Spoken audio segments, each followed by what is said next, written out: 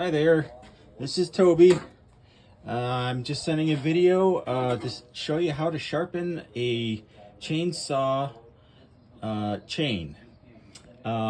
First of all, I'll show you my little office. It's very tight, so when I pan down, I'm completely surrounded in tools, and I got wood on the shelves, and there's my window. It's actually a nice day outside. And so then I got my bandsaw right in the middle of on the table, and then I got all sorts of shelves, and there's my lathe. It's a small one, so I'm very cramped in here. And right behind me is a gigantic thing in my room. It is a sound room. So when I go in here, it's a room that I made. There's my big lathe. So, you know, it's handy. It's come in handy. Yeah. So the chainsaw thing is pretty easy. This is the tool. It is basically a file, and it's got this guide that's on the file, and it makes it very easy to sharpen a chain. Now, so this file needs to go into the groove of the cutter. So if you look in here, I've never done a video before, so like right there, that's where you'd put this in. So you put that there, and then you'll see on there it says there's markings 30 degrees. That's what most chainsaw chains cut. So you just put that thing in there, and you line the line up with the chain direction. So here, let me take this. So this is hard to do with one hand.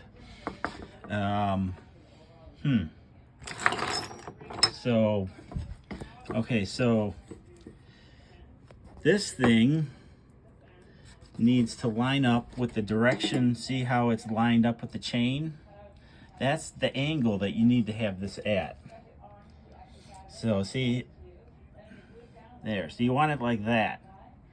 See how it's quite a markable angle from the chain?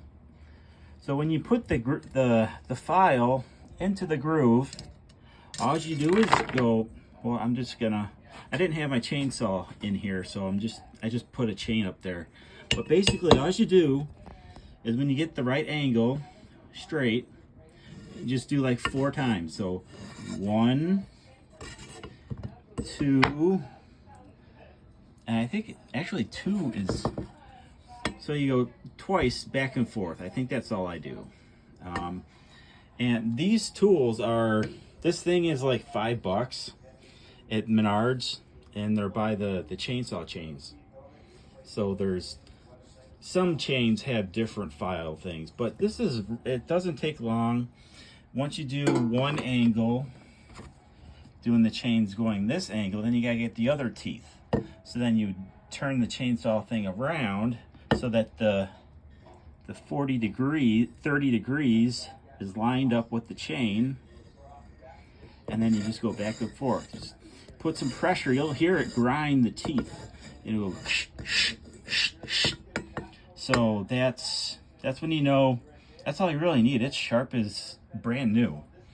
So yeah, there's not much else to say. You just keep going around. A lot of people put a black marker on the first tooth that you cut so that you know when to stop. Pretty simple. That's about it. They make electric grinders that are chainsaw chain sharpeners, and those, yeah, it's a little bit more time to set up and everything, but the angle of the cut is always exactly the same. It's always right.